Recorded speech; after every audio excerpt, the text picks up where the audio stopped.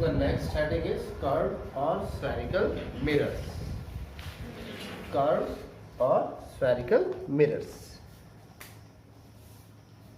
Sir spherical mirror नहीं कह सकते और कह सकते हैं, कुछ भी कह सकते हैं, कर्व्ड और स्फेरिकल मिरर्स. क्या कर्व मिरर को कहते हैं क्या? हाँ बता रहे हैं, कर्व्ड और स्फेरिकल मिरर्स. देखो अपनी डे टू डे लाइफ में तो हम नॉर्मली प्लेन मिरर का ही यूज करते हैं, ठीक है, लेकिन इसके अलावा भी मिरर्स होते हैं जिन्हें हम क्या कहते हैं, कर्व्ड और स्फेरिकल मिरर्स. जैसे नाम से ही बताया कि इनका कर्व यानी इनकी जो रिफ्लेक्टिंग सरफेस है वो कैसी होगी, कर्व या स्फेरिकल होगी. जहां से लाइट रिफ्लेक्ट हो रही है वो सरफेस क्या होगी, कर्व या स्फेरिकल. तो लिखो अ कर्व और a spherical mirror. A curve और a spherical mirror is a part of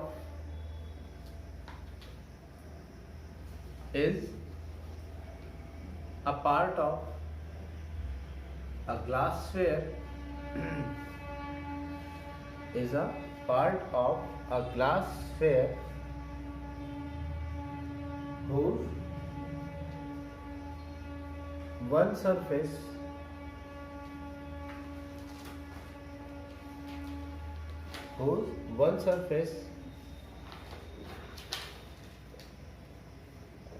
is polished,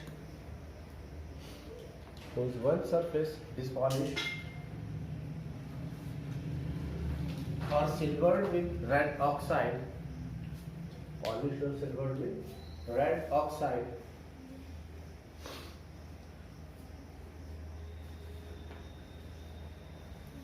and other surface red oxide and other surface acts as the reflecting surface, acts as the reflecting surface.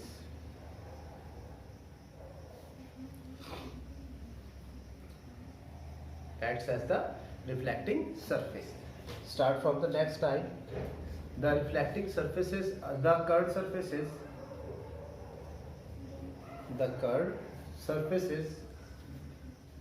are of two types.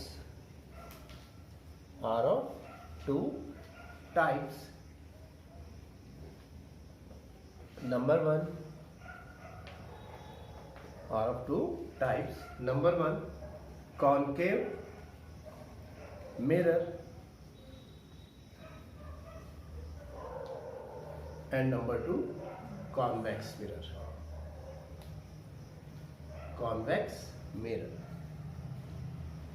अब first वाला explain करते हैं, concave. पहले लिख लीजिए, notes बना लीजिए, फिर एक्सप्लेन करता हूँ. Concave mirror.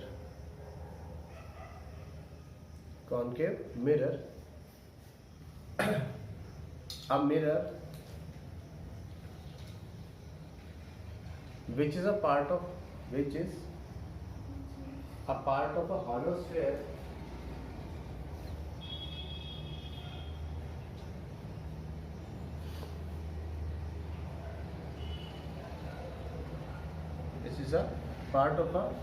sphere whose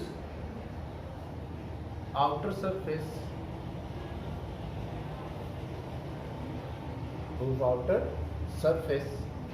is silvered and inner surface acts as a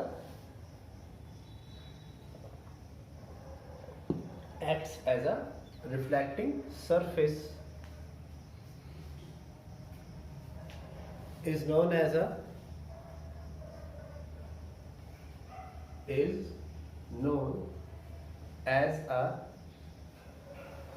concave mirror.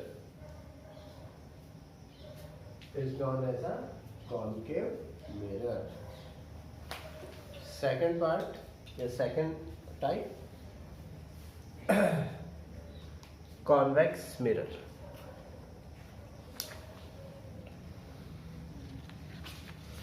देखिए convex mirror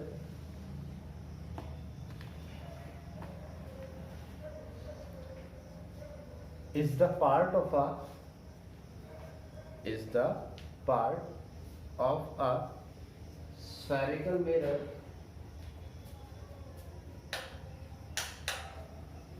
is the part of a spherical mirror whose inner surface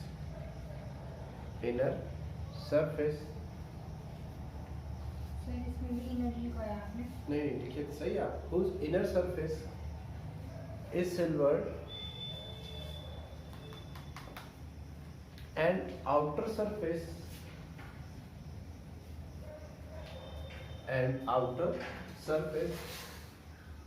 acts as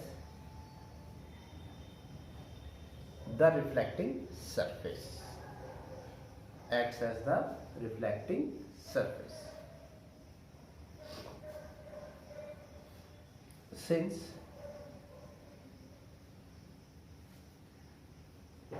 it diverges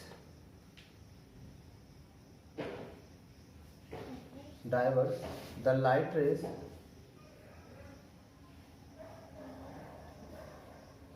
falling on it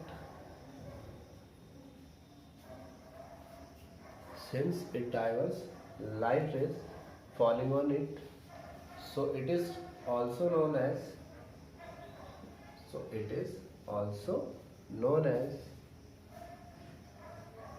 diverging mirror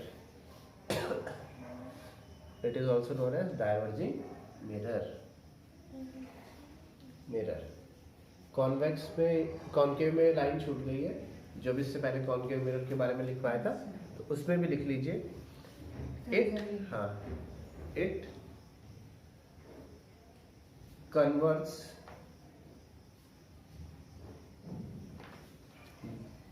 the rays of light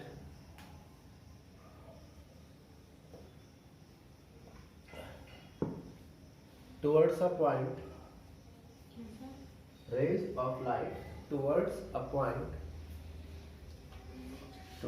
a point so it is known as divergent mirror ये भी बोल देना। sorry it is known as convergent mirror अब देखिए जरा आपको क्या समझाएं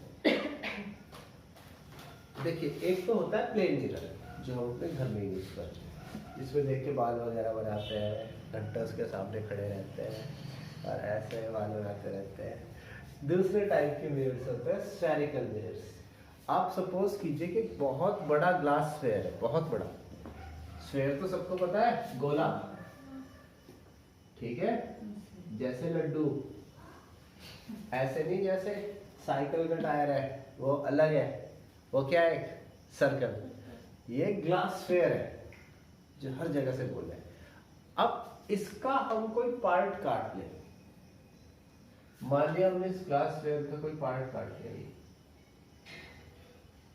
ऐसे मतलब ऐसे टेढ़ा मेढ़ा नहीं काटना ठीक है कैसे काटना है स्ट्रेट काटना है ऐसे ठीक है हमने इतना पार्ट काट लिया ये स्फेयर अंदर से खोखला है सॉलिड स्फेयर नहीं है लड्डू तो अंदर से सॉलिड होता है ठीक है बॉल की तरह जैसे एक बॉल होती है ना इस तरह का एक ग्लास स्फेयर है अब हमने उसका कोई पार्ट कट कर दिया तो ये वाला पार्ट कट हो गया ये कट के बाहर आ गया ठीक है अब इसके दोनों तरफ ग्लास है इसका मतलब हमें कुछ दिखाई नहीं देगा इसके आर पार दिखाई देगा ठीक है लेकिन अगर मैं इसकी एक सरफेस को एक रेड ऑक्साइड नाम का वो क्या कहते हैं मिक्सचर आता है उससे अगर पॉलिश कर दूं रेड ऑक्साइड नाम के एक मिक्सचर से क्या कर दूं पॉलिश तो इसकी एक तरफ तो हो जाएगी रिफ्लेक्टिंग सरफेस जहां पर हमें अपनी शक्ल दिखाई देगी और दूसरी तरफ कुछ नहीं दूसरी तरफ तो पॉलिश हो जाएगी तो अगर मैं ये रेड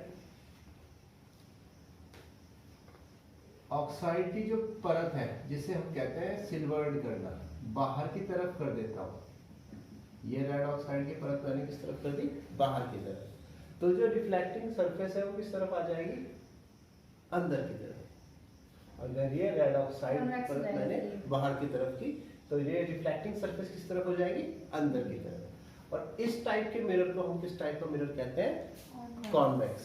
ठीक है, तो कॉन्वेक्स मिरर की डेफिनेशन में हमने क्या लिख पाया था, convex mirror is a part of a hollow sphere whose outer surface is polished with red oxide and inner surface acts as the reflecting surface. Sir वो कॉनकेव था। Sorry, concave के लिए। And inner surface acts as a reflecting surface. इसकी एक खासियत और होती है कि अगर लाइट रेज इसकी तरफ आए तो ये लाइट रेज को अंदर की तरफ बैंड करता है। किस तरफ बैंड कर देता है, अंदर की तरफ। और लाइट रेज एक पॉइंट पर मिलती है, उस पॉइंट को कहते हैं फोकस। ठीक है, अभी और बताएंगे फोकस क्या होता है। इसकी क्या स्पेशलिटी होती है कि जो लाइट रेज, हाँ, जो लाइट रेज इस पर स्ट्राइक करती है ये क्या करता है, इन्हें अंदर की तरफ मोड़ता है। जो लाइट रेज पर स्ट्राइक करेंगे किस तरफ मोड़ेगा, इन्हें अंदर की तरफ। और चूंकि ये लाइट रेज को अंदर की तरफ मोड़ता है, अंदर की तरफ मोड़ने को कहते हैं कन्वर्ज होना। क्या कहते हैं, कन्वर्ज होना। तो ये लाइट रेज जो भी इसके ऊपर पड़ती है अंदर की तरफ मोड़ता है, इस वजह से हम इसको क्या कहते हैं, कन्वर्जिंग लेंस कहते हैं। इसका नाम क्या है, कन्वर्जिंग मिरर। ठीक है, तो ये कन्वर्जिंग मिरर का एग्जांपल है। दूसरी चीज, इसी ग्लास स्फीयर का कोई और पार्ट लिया आपने। ठीक है, सपोजिटली हमने ये वाला पार्ट ले लिया, इस बार का। ठीक है, इसको यहाँ पे रख दिया। ओके, अब हम क्या करते हैं, इसकी इनर सरफेस को कर्व कर देते हैं। इसको बल्कि ऐसे रखने के बजाय इधर से काट के ऐसे रख दीजिए, इधर से काटेंगे तो ऐसे। इस वाले में इनर तो इस तरफ है ना जहाँ पहले रिफ्लेक्शन। हाँ, ये इनर, ये आउटर। ठीक है, मतलब आउटर की side towards the centre of glass sphere. Centre के ग्लास स्फीयर, जो हमारा बड़ा ग्लास स्फीयर था, उसके सेंटर की तरफ की जो सरफेस है वो इनर, और उससे दूसरी सरफेस आउटर। तो सर अगर हम आउटर की तरफ पॉलिश अभी करेंगे तो देखो, आउटर की तरफ की तो करिए कॉन्केव में, तो उसके बाद हमें इनर में अपना मतलब फेस दिखाई हाँ, फिर इनर में अपना फेस दिखाई देगा। इनर सरफेस जो है वो रिफ्लेक्टर की तरह काम करेगी। लाइट रेज इनर सरफेस पर टकराएंगे और रिफ्लेक्ट होंगे, वहां पर हमें अपना फेस दिखाई देगा। अच्छा, दूसरा मिरर हमारे पास कौन सा है, कॉन्वेक्स मिरर। ठीक है, इसमें क्या है, if we polished inner surface of a mirror. इस बार मैंने क्या किया, इनर सरफेस को पॉलिश कर दिया, या इसे कहते हैं सिल्वर्ड करना। कैसे करता है, रेड ऑक्साइड के परत चढ़ा के कोटिंग कर दिया। अगर हम if we polish inner surface of a mirror, अगर हम एक मिरर की इनर सरफेस को पॉलिश कर दें तो जो आउटर सरफेस है ये एक रिफ्लेक्टर की तरह काम करती है। ठीक है, इस टाइप का जो मिरर होता है इसको हम क्या कहते हैं, कॉन्वेक्स मिरर। तो what is a convex mirror? Convex mirror is also a part of a spherical mirror whose inner surface or the surface towards center is polished with red oxide and whose outer surface acts as the reflector. ठीक है, so this type of mirror is known as convex mirror. This mirror reflects lights away or outwards. This mirror reflects light rays outwards when incident on it. जब इस पर light rays पड़ती है तो ये इन्हें किस तरफ मिला देता है, किस तरफ रिफ्लेक्ट करता है, बाहर की तरफ कर देता है। और जब लाइट रेज को बाहर की तरफ करता है तो इस फिनोमेना को कहते हैं डाइवर्जन ऑफ लाइट। ये क्या करता है, जब लाइट रेज इसके ऊपर स्ट्राइक करती हैं इसे बाहर की तरफ मोड़ता है तो इसको क्या कहते हैं, डाइवर्जन ऑफ लाइट। और इस तरह के मिरर को क्या कहते हैं, कॉन्वेक्स मिरर और डाइवर्जिंग मिरर। बात समझ में आ गई? व्हाट इज कॉन्केव मिरर है convex mirror. Both are parts of a spherical surface. When outer surface is polished then it will become a concave mirror, and when inner surface is polished it will become a convex mirror. ठीक है, अब फिर diagram बनाने। हाँ ये दोनों diagram बनाओ। ये है कॉनकेव मिरर और ये है convex mirror.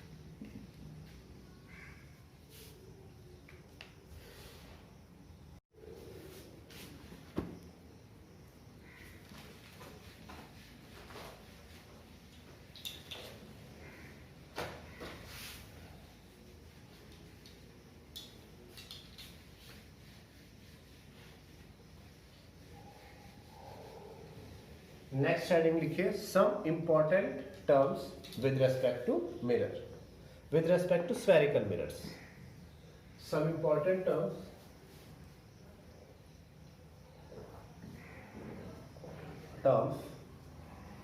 with respect to spherical mirrors.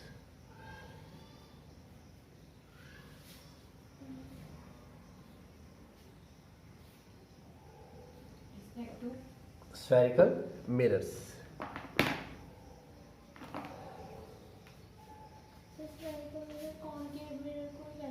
Concave और कॉन्वेक्स दोनों मिरर्स एक स्फेयर के पार्ट है, दोनों मिरर्स को क्या कहेंगे हम? स्फेरिकल मिरर है। तो इनकी कुछ इंपॉर्टेंट टर्म्स है, उनको लिखिए। Number 1 centre of curvature, centre of curvature.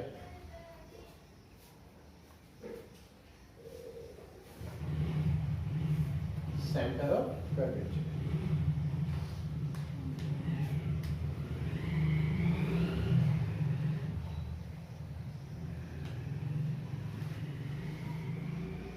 Centre of curvature में लिखिए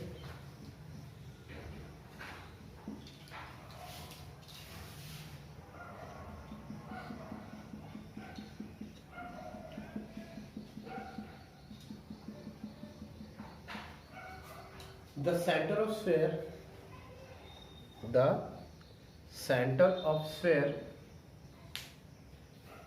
the center of sphere of which the mirror is a part, the mirror is a part, is known as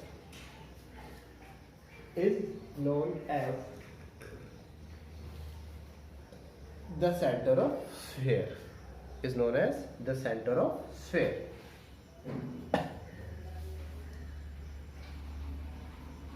It is denoted by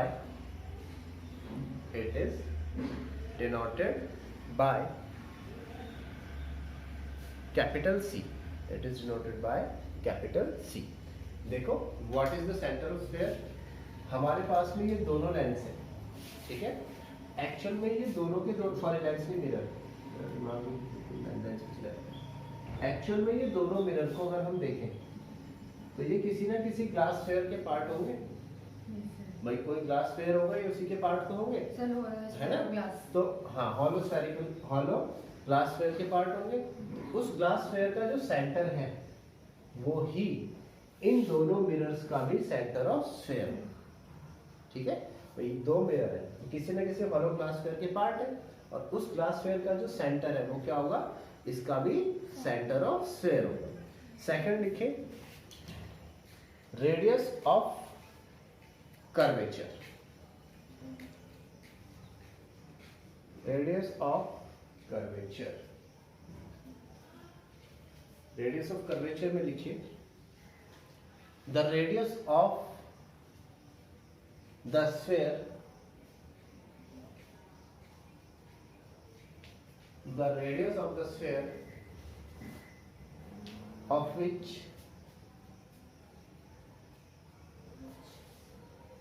the mirror is a part, the mirror is a part, is known as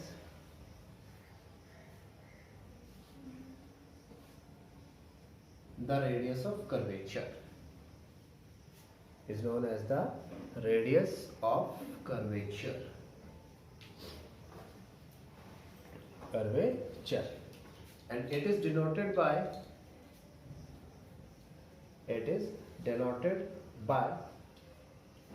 capital R. फिर से वही बात, हमारे ये जो glass fair, हमारे ये जो दोनों के दोनों मिरर है, ये जिस ग्लास फेयर के पार्ट है,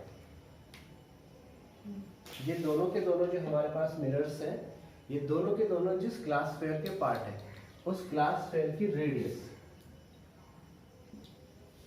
ठीक है, उस ग्लास फेयर की रेडियस, इसकी रेडियस होगी ना कहीं मतलब हर जगह रेडियस ही होगी, ठीक है। तो इस ग्लास फेयर की जो रेडियस है उसे क्या कहेंगे, रेडियस ऑफ कर्वेचर कहेंगे। बात समझ में आ रही है? नेक्स्ट लिखिए पोल। ये जो रिफ्लेक्टिंग सरफेस है वो, ठीक है। अब इसके बाद लिखिए पोल। हाँ, POL, pole. The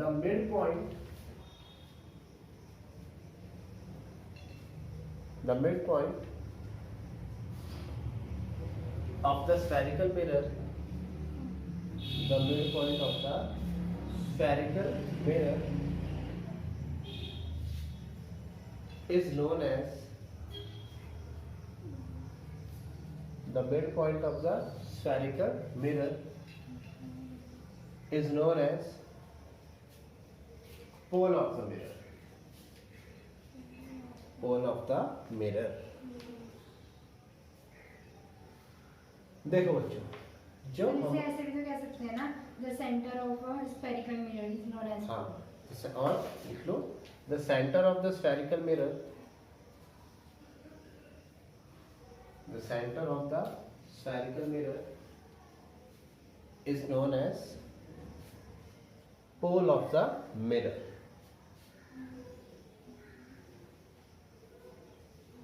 Pole of the mirror. देखो, centre of the spherical mirror की बात हो रही है। तो अगर हमारा ग्लास फेयर था, उसका सेंटर तो ये था, सेंटर ऑफ कर्वेचर, और स्फेरिकल मिरर कौन सा है हमारा, ये जो ब्लू से बना रखा है, ये सिर्फ इतना मिरर है ना। ऐसे ही ये जितना ब्लू से है सिर्फ उतना ही मिरर है। तो इस मिरर का जो सेंटर पॉइंट होगा, इस मिरर का जो सेंटर पॉइंट है, मान लीजिए सपोज कीजिए आप यहाँ पे, ये दूसरे वाले मिरर का जो सेंटर पॉइंट होगा रिफ्लेक्टिंग सरफेस के ऊपर, इस वाले मिरर का जो सेंटर पॉइंट है या फिर इस वाले मिरर का जो सेंटर पॉइंट है, उसे हम क्या कहेंगे, पोल ऑफ द मिरर कहेंगे। और किससे रिप्रेजेंट करेंगे, कैपिटल P से। ओके, अब इसके बाद लिखिए aperture, APER,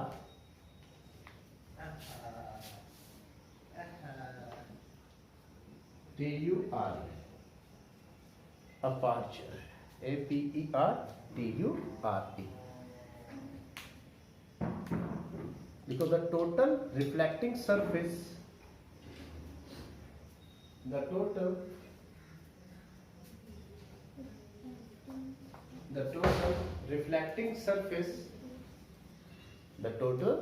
reflecting surface of a spherical mirror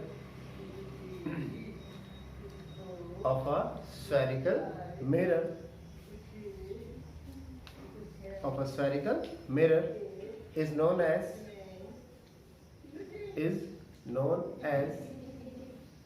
its aperture,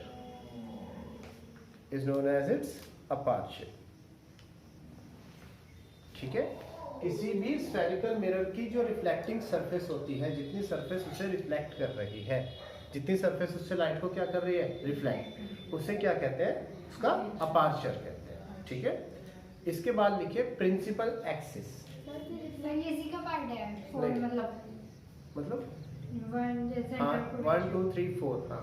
sir जैसे जो रिफ्लेक्टेड रे उन्हें कहते हैं क्या पार्ट, नहीं, या पॉइंट को कहते हैं, जहां पॉइंट ना रिफ्लेक्टेड रे को कहते हैं ना पॉइंट को कहते हैं। सपोज कीजिए जैसे ये सामने विंडो है ना, तो विंडो में कितना पोर्शन लाइट को रिफ्लेक्ट कर रहा है, जितना ग्लास है, तो वो जो ग्लास का एरिया है वो सारा उसका अपर्चर।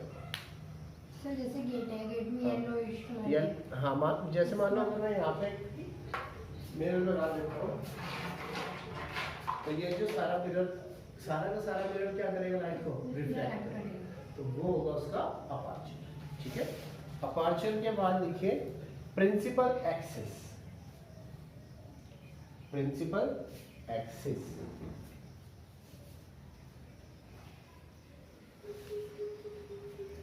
इसमें लिखिए principal axis is an principal axis is an imaginary line. Principal axis is an imaginary line which passes through the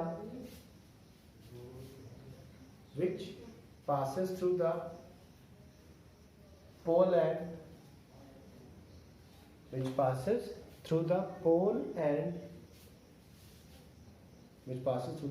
pole and center of curvature, which passes through the pole and center of curvature of any mirror. देखो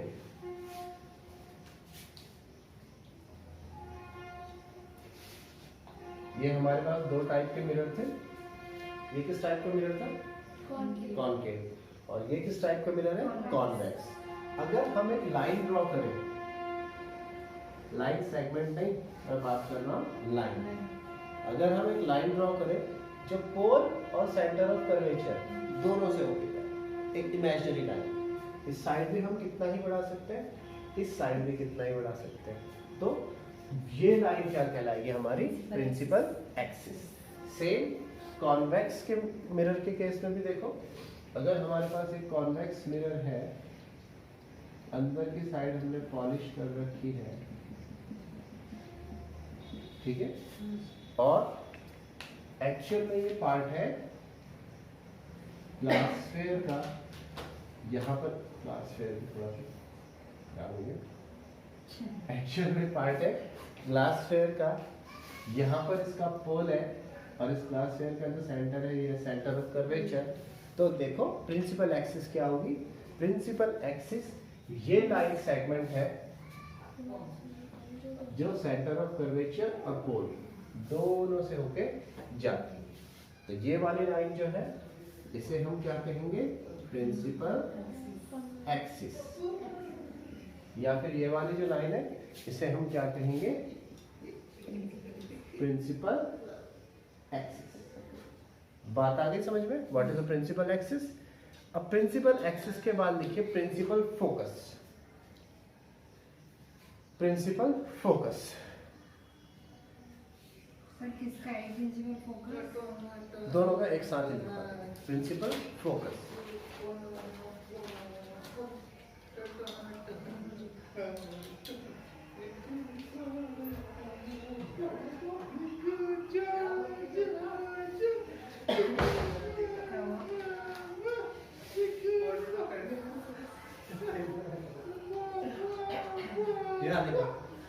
हाँ बच्चों, अब next क्या है? Principal focus. देखिए principal focus,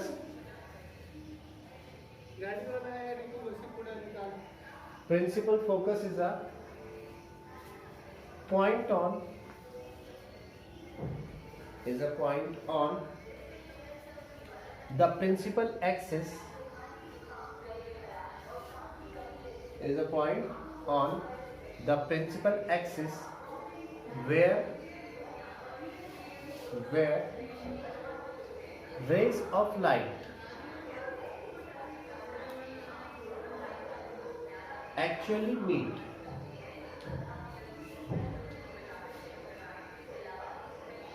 अरे एक minute, इसमें थोड़ा करेक्शन कर लेना, अभी मैं बताता हूँ। Principal focus is a point on the principal axis where light rays parallel to, where light rays, अभी तो दोबारा से बताता हूं आपको व्हाट इज प्रिंसिपल फोकस। क्या लिखवाया? Principal focus is a point on principal axis where light rays parallel to principal axis, where light rays parallel to principal axis actually meet, where light rays parallel to principal axis actually meet, where light rays parallel to principal axis actually meet. Bracket में लिख दो, in the case of convex mirror, in the case of concave mirror, sorry, in the case of concave mirror,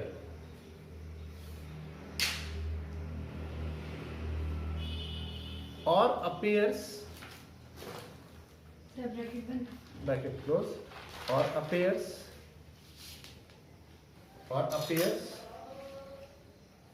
to emerge,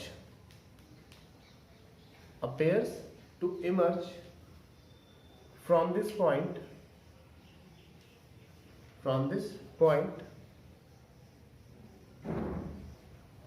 bracket में लिख दीजिए convex mirror, convex mirror. ठीक है, तो देखो क्या होता है concave mirror, principal focus of convex mirror and concave mirror. सबसे पहले कॉन्वेक्स मिरर की बात है। कॉन्वेक्स मिरर का हमें पता है कि ये लाइट रेज को क्या करता है, सॉरी कॉनकेव मिरर के बारे में हमें पता है कि लाइट रेज को क्या करता है, कन्वर्ज करता है, अंदर की तरफ मोड़ता है।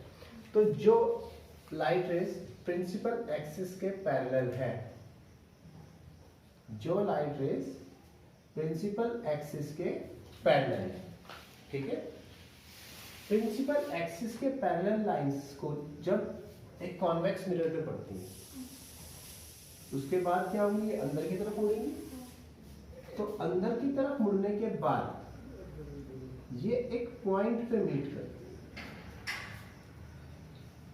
देखो प्रिंसिपल एक्सिस के पैरेलल, सभी लाइट रेज नहीं, कौन सी light rays, only principal axis के पैरेलल, ये एक पॉइंट से होके जाएंगे।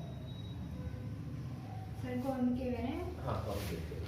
तो इस पॉइंट को हम क्या कहेंगे, कॉनकेव मिरर का प्रिंसिपल फोकस। तो देखो क्या कहा है मैंने, a light rays parallel to principal axis, ठीक है, meets actually meet at a point, actually meet at a point, और ब्रैकेट में क्या लिखवाएगा, in the case of concave mirror. और अगर हमारे पास कॉनकेव के बजाय मिरर कौन सा है, कॉन्वेक्स मिरर है, हाँ, तो इसमें क्या है, इस तरफ पॉलिशिंग, ठीक है, ये इसकी प्रिंसिपल एक्सिस है। अब लाइट रेज जो प्रिंसिपल एक्सिस के पैरेलल हैं,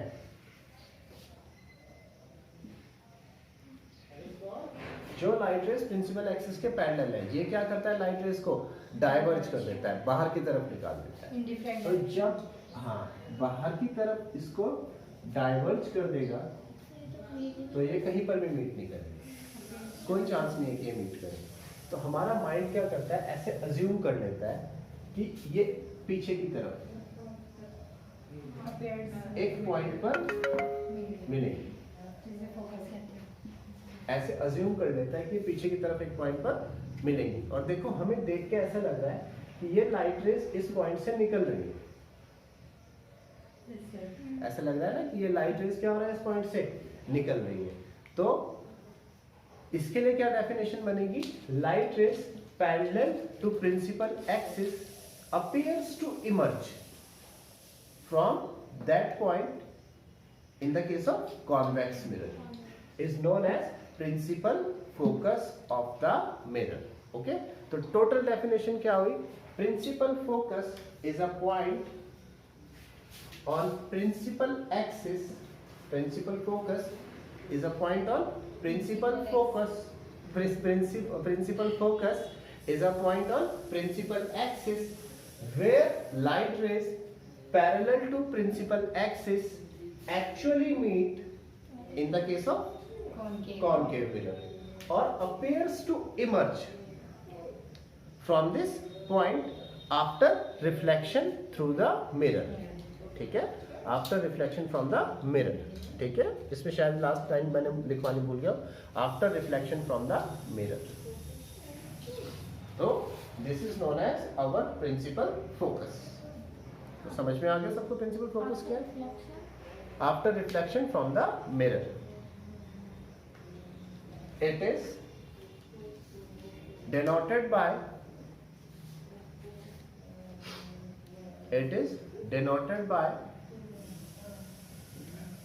capital F. It is denoted by capital F.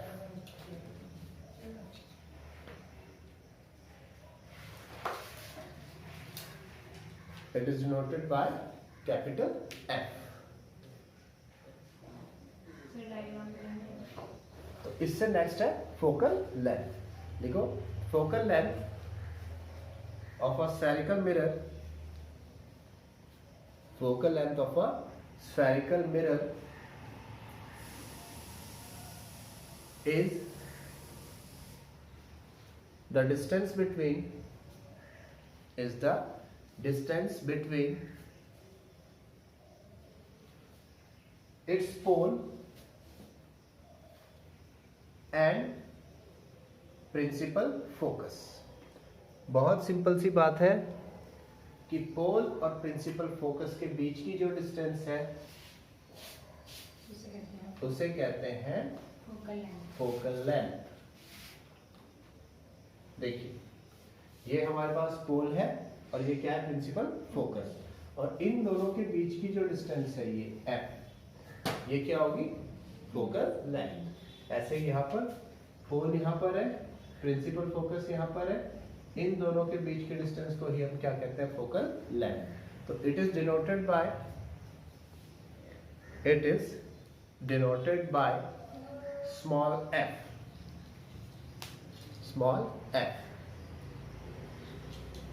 ठीक है. अब इसके बाद लिखिए focal plane. Next heading is focal plane. Focal plane is the plane normal or perpendicular to the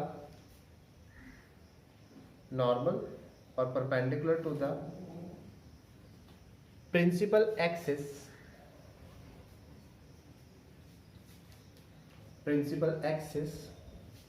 of the spherical mirror.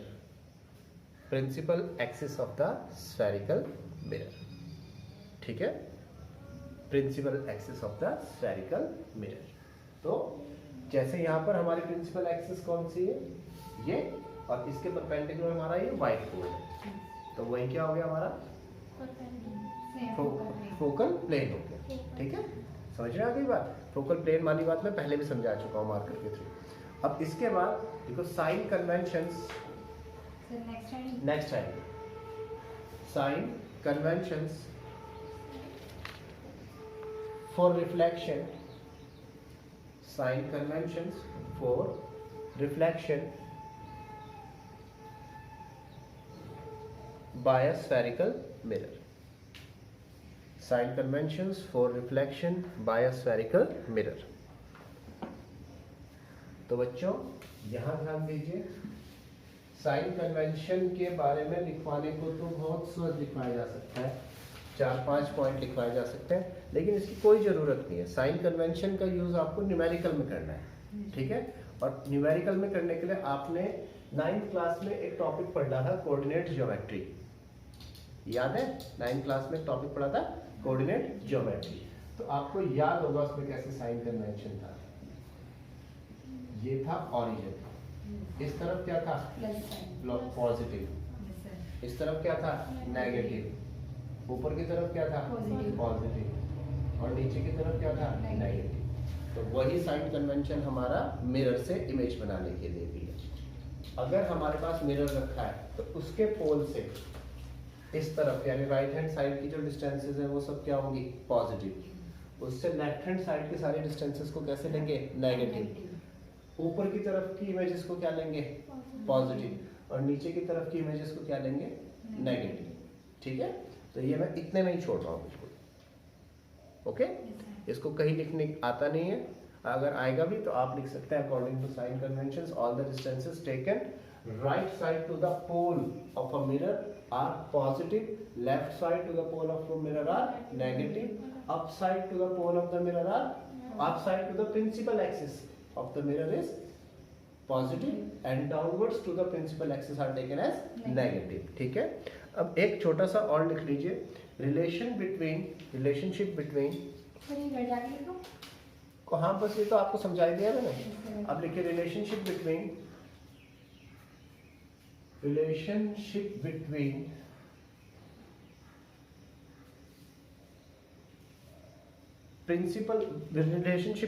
radius of curvature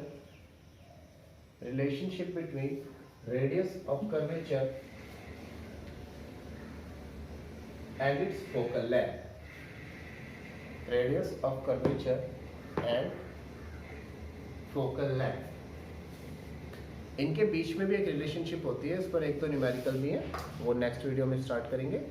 लिखो जरा, radius of the curvature, radius of the curvature of a spherical mirror, radius of the curvature of a spherical mirror is always 2 times radius of curvature of a spherical mirror is always 2 times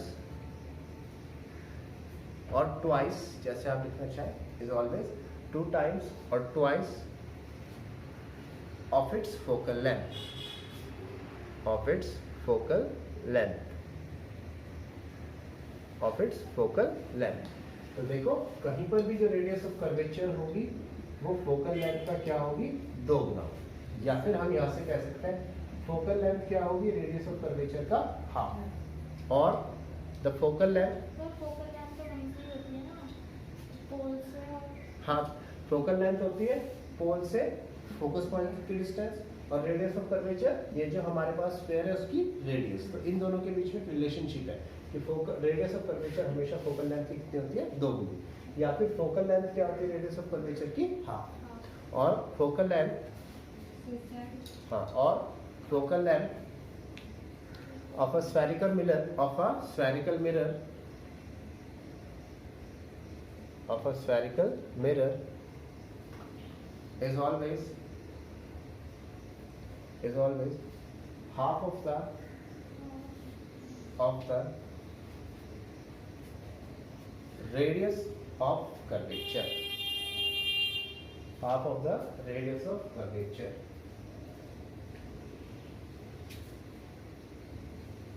ये दोनों के दोनों relationship आप लिख लीजिए, दोनों के दोनों रिलेशनशिप आप लिख लीजिए। इस पर बेस्ड कुछ एक दो छोटे मोटे न्यूमेरिकल है वो कराएंगे कल, और कल आगे कंटिन्यू करेंगे अपने वीडियो को इमेज फॉर्मेशन। ठीक है,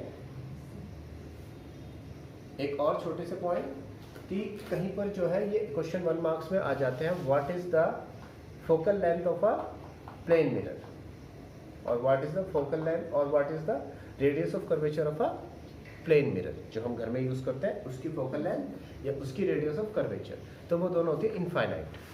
क्या होती है वो, इनफाइनाइट। ठीक है, तो आज इतना ही, बाकी करना।